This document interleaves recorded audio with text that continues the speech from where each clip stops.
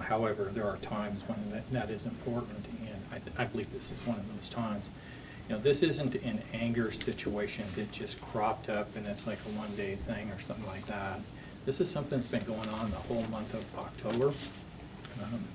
You know, I do applaud the parents for recognizing that this young man has anger issues and getting him into counseling. But the bottom line in regards to it is, what kind of response is this young man having to that counseling? And it hasn't gotten better, it's gotten worse as he's been confronted with these things.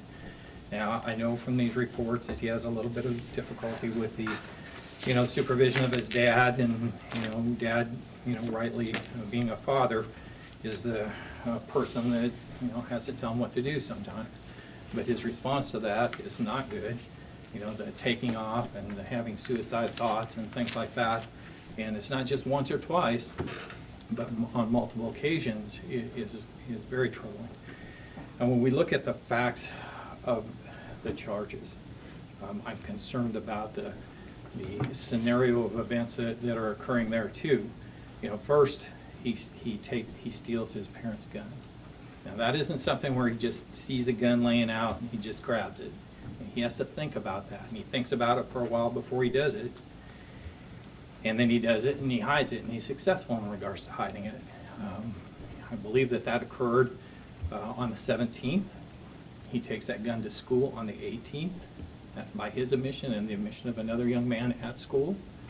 Apparently there's some issues that occur where he takes off from school that day, I believe with his friend. He brings that gun back on the 21st. So he's successful in regards to hiding that thing for an extended period of time. He brings that gun back on the 23rd, and on the 23rd is the date where we become very concerned. First, there's a school official that tries to have contact with him because he had taken off, and his response there was basically to go ballistic. You know, he doesn't want to go into Miss King's room. He tells her, "I'm not going to ever tell you anything." He says, "You don't know what I'm capable of," and basically escalates to the point where she sends him back to his first period class rather than dealing with the issues of him taking off from school earlier. In regards to the planning, we have statements from another young man where he made statements where he should maybe just do this during the shooting during the first period class, and decides to wait until later in the day when kids are leaving on the bus because it would have more of an impact and people would see that and be afraid of him. You know, the whole scenario that we're seeing is a young man who's making very determined and calculated, taking a calculated procedure in regards to the things that he wants to accomplish. And when adults are intervening in regards to it, his response is to be hostile, angry, and then come up with you know, the idea of hurting someone else or hurting himself. And this hurting himself isn't, again, that's not just a one-time thing. His going to the ER and being treated for suicidal thoughts earlier, that was before any of these things occurred. So I am concerned. I'm concerned that he's not taking this seriously. I do believe his mom is. I believe that she saved him from a life of sorrow.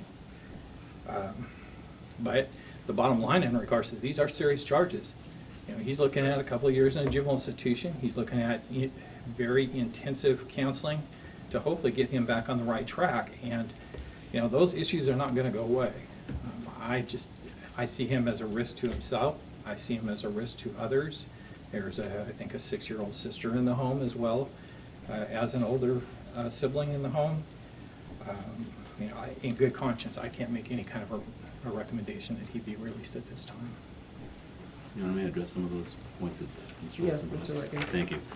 Again, we're not going to address the specific allegations of Mr. Wilson. A lot of those allegations were raised in the probable cause declarations that the court has already reviewed. Regarding his behavior with adults, although there was an outburst, part of that is in relation to the mental health counseling he was getting and whether or not the school was addressing his issues in a proper manner. Both that Ms. King and a security guard were present when they wanted to have a conversation with him, and the security guard had physically grabbed him in the prior week or in the prior day, which resulted in the outburst. They agreed, the school, that they might be better to just have the school counselor address some of these issues. That was before the issues on the weapons came up. As far as respectful nature to family, there's never been an issue raised regarding any threat to family members. And in regards to his behavior, when law enforcement came to the school and interviewed him, there was one initial outburst with an officer, but then the officers were comfortable enough during the process of the interviewing to release him from handcuffs, and allow him to sit with the school administrator because he was being calm and very, very cooperative. The admissibility of his statements are all issues we still need to address. And the statements made by the other young man, we haven't been able to address either. So, the boy, I should say. So, I understand the state's concerns. Many of these factors have all been addressed with what the family has done since he's been brought into custody, and the escalation of mental health services that we're now looking to try to get for him. Yes, there were issues before his arrest. We don't deny that we're going to be addressing those issues before the court. But as far as going forward, the court is looking at what is the least restrictive going forward, and what may be the ability to protect the community and protect himself. I think the family has put that into place along with the help of the Children's Center, and as well as the help of Catholic Community Services, so that going forward from this date, if the court releases them, there are a number of fail-safes to make sure that this young man doesn't have a reoccurrence of the prior event. Plus, we're also assured by mother's actions that if something should arise, an outburst, a disagreement, an argument by him, that mother will call detention or call law enforcement to bring him back into detention. All right, thank you, Mr. Wiggins. Well, obviously, this was a very difficult decision for the court to make. It's a lot of information, and I did take opportunity to review not only Dr. Shen's progress note, the letter from Dr. Ferber, as well as the home visit that was done yesterday by Juvenile Court. Counsel's correct that RCW 1340-040 directs the court in terms of deciding whether or not to continue holding him in detention, and if there's probable cause to believe that detention is required to protect him either from himself or that he's a threat to the community safety at large. I believe in this particular case that the risk, not only to the youth but also to the community, outweighs the protective factors that have been identified in the materials that were provided to me. I have concerns about the mental health issues, the ideation, the anger. I also have concerns about the response that was made by the family during the month of October, and that's identified specifically in 3 contacts with either hospital, Children's Center, et cetera, in the report that Dr. Shen provided. I've been told this morning that now there's locks on the front door and back door, but as of yesterday, they were non-operational. So I feel that at this point, he needs to be held in order to protect him from himself and also the community. So that's going to be my decision today. Your Honor, at this time, can we set a review date of 2 weeks in order to address the competency evaluation and see Certainly. where we are with Dr. Johnson? Try to see if we can fast track that. Yes. That'd be 12th, yeah. November 12th. At 9 a.m., Your Honor. 9 a.m. Thank you, Your Honor. Thank you, Your Honor. Thank you, Counsel. All right. Now we'll conclude our document. Don't make things worse. Hey, don't make things worse. Quincy, we talked Come on. about this. All right, let's go inside and talk. All right, let's go, Quincy. Go get Come on, mine. let's go. Come on. Come talk to your attorney, Quincy. Come on. Quincy, we gotta go talk, all right? We're gonna do next. Quincy, What we're gonna do next, come on. Don't fight me on this. let's go. Come on. Hey, come on. Quincy. Quincy. So you're being recorded, so. And you're not helping yourself out at all. Careful what you say. Okay. Go ahead and We're gonna talk relax. what we're gonna do now. Go ahead. I got my hands off you. Let's go. Come on, let's go. Come on, bud.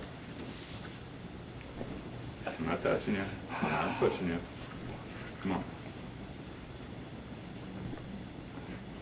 Take a breath, let's go. All right?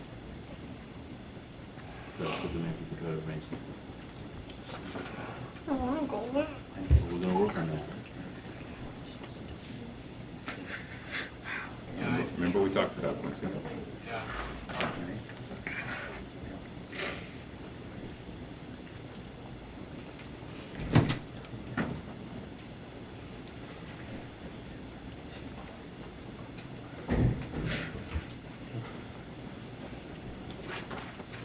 Okay, come back and let's go talk to your friend. Come on, Quincy.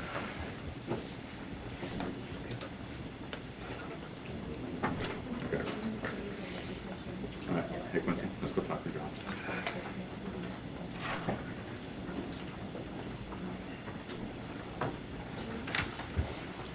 Remember we talked about that, huh? We knew this was gonna happen, right?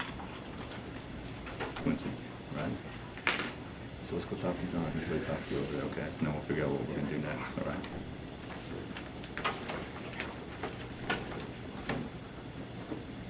Come on, let's go. Come on, let's go. Just breathe, you gotta relax, all right? Just Hey, Quincy.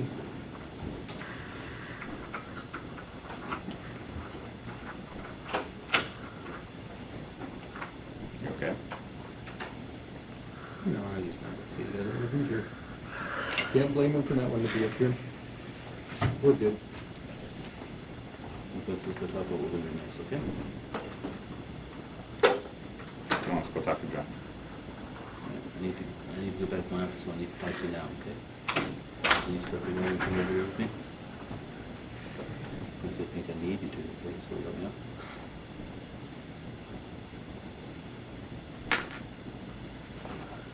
Come on, you gotta talk to your turn. Come on. Let's go, Quincy. Let's go. Let's go then. Talk to me.